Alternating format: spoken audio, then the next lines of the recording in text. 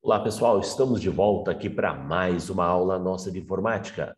Meu nome é Márcio Olveg e hoje eu vou trabalhar com vocês um pouco dos conceitos da ideia da internet, extranet, tá? E intranet, ok? Isso é identificar essa diferença. E claro, o nosso edital ele fala muito de alguns serviços que a internet, a grande rede, oferece.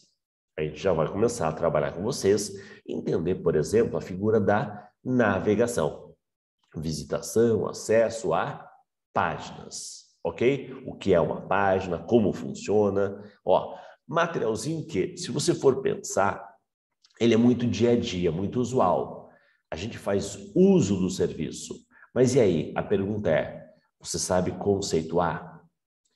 Se já apresentar uma questão, você entende essa lógica? Você sabe a diferença? Ou até mesmo com relação ao serviço, você conhece a tecla de atalho, você conhece tal recurso? Então, é o tipo da situação que às vezes a gente passa batido, que tem que ter uma orientação, tem que ter uma dica para você, opa, cair a ficha, entender? Isso é importante, isso cai em prova, ok? Aula de agora, basicamente teoria. Próxima aula, exercício para liquidar esta parte, ok? Vem comigo, vamos dar uma olhadinha aqui nos slides. Olha só, primeiro entenda o seguinte, nós já vimos no conceito de internet, tá? De rede, na verdade, né? Que a internet é a maior das redes. Seria um exemplo de WAN, só que uma WAN pública. Então, olha só, é uma rede mundial que interliga milhões de computadores, né? Em todo o mundo, de vários tipos e tamanhos, marcas, modelos e com diferentes sistemas operacionais. Sim, há essa possibilidade porque o protocolo permite esse padrão que se cria, ó, não me interessa se você usa um Windows, Linux, não interessa se é um tablet, se é um smartphone, você tem que seguir a regra do protocolo para poder acessar a rede. Olha como é que funciona a rede aqui no Brasil, Lembra da figura da RNP? RNP, repassando o sinal para os backbones, e os backbones comercializando com os provedores, e o provedor repassando para os clientes. Então, é assim que funciona essa distribuição, essa teia de conexões, ok? Bom, vamos entender o conceito dessas duas grandes redes. Inter é global, WAN, intra é local, privada. Uma é pública, outra é privada. Veja, a internet ela é menos segura. No aspecto segurança, a banca vai tentar às vezes dizer que essa segurança é maior na intra, menor na inter, porque a intra usa protocolos, a intra usa programas específicos. Não, essa é a parte igual. Você vai poder usar o mesmo navegador, você vai usar, porque na verdade a intra se utiliza da estrutura da grande, se utiliza dos mesmos protocolos. Então a ideia da segurança maior ou menor não está nisso, em diferenciar protocolo, serviço ou aplicativo. Não. A ideia da segurança está que numa área menor, numa área restrita, com pessoas identificadas, pessoas que vão fazer aquilo que lhe é permitido, algo restrito, privado, é mais fácil a gente impor regras de segurança do que num ambiente totalmente aberto, livre. Então, veja, sua casa. Se você cria contas para cada usuário, você pode estipular, você pode definir o que cada um pode ou não fazer. Então, essa ideia de criar contas, não só para organizar, mas também para gerar uma segurança, um controle maior. Agora, se está tudo livre, você vai ver que realmente você se coloca em um risco por causa de um descuido, um acesso indevido de um determinado usuário, tá? Então você vai ver que onde há o controle, onde há restrições, a um ambiente mais limitado, eu consigo impor regras e isso se reflete em segurança. Então, a Inter, a grande, ela é uma rede pública e menos segura, ok? Mas, na verdade, vai usar os mesmos serviços, os mesmos aplicativos e os mesmos protocolos. Gostaria de colocar o seguinte para vocês, quer ver? Vamos fazer assim, ó. Um assunto que está bastante na moda. Um assunto que está bastante na moda. A figura volta aqui, né? A figura do home office. Isto, você acessar de casa o ambiente da empresa. Então, aqui está a nossa empresa. Perfeito. Aqui está a LAN, a rede local, a intranet da empresa que você trabalha. Lembra que a intranet é local? E aí seria um prédio, uma sala, um escritório? Ok, seria um prédio, uma sala, um escritório. Então, está aqui o servidor, e está aqui os computadores ligados em rede, as estações de trabalho, Só que tem um funcionário que ele não pôde, né? A recomendação é que ele não venha ao ambiente da empresa, por ser grupo de risco, né? Por qualquer situação. Ele vai trabalhar de casa. Na pandemia, nós vivenciamos muito isso, né? Então, ele vai trabalhar de casa. Olha a casa dele, ó. Eu não sei se a casa dele, né? Onde é que fica a casa dele? Mas tu concorda que se ele vai trabalhar de casa, eu não vou puxar um cabo da empresa até a casa do nosso amigo. É algo totalmente inviável. E aí, como é que o nosso amigo vai fazer? Simples. Existe uma rede que liga o mundo todo, a internet. Onde você mora, pega a internet? Pega. Então faz o seguinte, o teu computador na tua casa está ligado à internet. A nossa empresa está ligada à internet. E graças a essa ligação, você vai poder acessar de casa. Acabamos de criar o que a gente chama de VPN ou extranet. A ideia é se utilizar de um meio de comunicação público para você poder acessar um ambiente privado. O que é VPN? Rede virtual privada. É claro que, para proteger as informações, há todo um processo de criptografia, assinatura, tornando os dados, né, seguros. Isso a gente chama de tunelamento. Pronto. Acabamos de conceituar, né, encaixar nessa ideia, a ideia do home office, trabalhar em casa. Ok? Então, pode, é um assunto que está muito sendo discutido. Então, pode ser algo, né, a possibilidade ou não do funcionário trabalhar de casa. Sim. Mas e aí? Vamos puxar um cabeamento até lá? Não. Vamos nos utilizar de um meio público, a internet, só que de uma forma fechada, de uma forma protegida. VPN. Perfeito? Vem comigo, vamos lá. Slide. Agora que você entendeu os tipos aqui, a inter, a intra e a extra, vamos entender que a rede mundial, ele oferece para nós uma série de serviços, uma série de informações. O que a gente vai discutir aqui, a navegação, visitação, acesso a páginas, o correio eletrônico, o e-mail, ferramentas de busca, grupos de discussão e redes sociais. São serviços que o nosso edital apresenta, né? Dá a ideia de que possa ser cobrado em prova. Eu falo possa pelo seguinte, nós temos 15 questões, é uma quantidade até boa, mas tem assunto que tem uma importância maior. Então, sistema operacional, 2 questões, acredito eu, 2 questões. A parte de aplicativo do escritório, Word, Excel, PowerPoint, de 3 a 4 questões. Meu amigo, já foi 5, foi 1/3 já. 1/3. Então, você vê que daqui a pouco, um ou outro assunto pode ficar de fora. Na internet como um todo, né? Vamos cobrar navegação.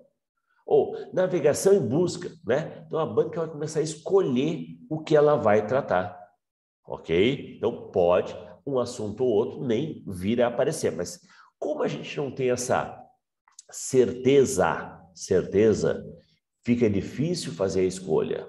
Olha, isso aqui, deixa para lá, isso aqui não vai cair. Não, né? Nós vamos passar por tudo, nem que seja uma orientação, uma dica, olha como já caiu, o tipo de cobrança, para que você possa estar preparado para aquela possível questão, ok? Então, vamos lá. Vamos começar a falar sobre navegação, visitação, acesso a uma página. O que é uma página?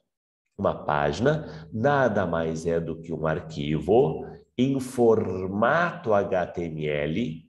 HTML é a linguagem padrão para construção e criação de páginas. Você vai publicar, você vai salvar esta página em um servidor web.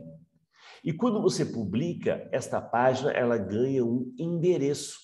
O endereço na forma amigável, a gente chama de URL. Mas, na verdade, quando você fizer uma solicitação, você cliente, usando o navegador, usando um browser, fizer a solicitação, você vai usar o endereço... Você não, na verdade, né? A solicitação vai acontecer através do endereço numérico, o IP. Você vai digitar a URL, que é mais fácil de lembrar, e vai haver um processo de transformação. Converter a URL em IP para que ele possa localizar a página. O servidor manda o arquivo e ele remonta esse arquivo na tua máquina. Então, a URL é para facilitar o usuário, mas a chamada, a solicitação vai acontecer através do IP. Então, para que você possa usar o URL e ele entenda o IP, alguém vai ter que fazer esse trabalho dobrado. Quem faz esse trabalho dobrado? Um servidor chamado DNS. O DNS, ele faz a resolução de nomes, converte o nome amigável para um nome numérico, para facilitar a vida do usuário. Ok? Veja, esse é o IP que a gente chama de IPv4. O IPv4 se utiliza de 32 bits, 4 sequências de 8 bits. Só que com essa quantidade de bits, o número de combinações, o número de endereços que eu consigo criar, que é 2 elevado a 32, essa quantidade de endereços já esgotou. Aí o pessoal teve que, vamos ter que ampliar isso. Vamos ter que ampliar, né? Essa quantidade de endereço é pequena, é pouco. Vamos ter que ampliar. E como é que eu vou ampliar isso? Vou aumentar o tamanho do endereço. Hoje, a gente utiliza o tal do IPv6. O IPv6 se utiliza de 128 bits. 8 sequências de 16. Então, realmente, o endereço virou um caminhão. Mas esse é o endereço numérico. Tu vê que isso não reflete, não impacta na URL.